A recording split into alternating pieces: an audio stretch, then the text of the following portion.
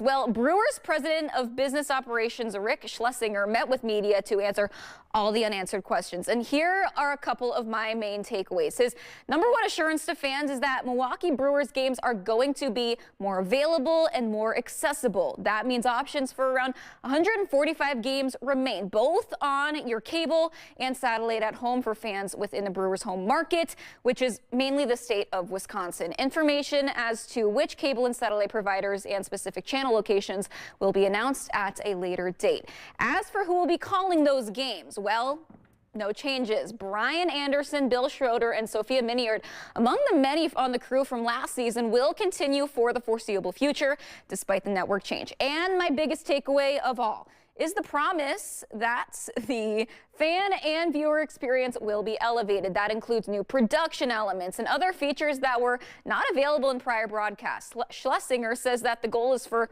consistency and quality of the game experience to be enhanced. All right, we're going to take a quick break. We'll head to the high school courts in 30 seconds.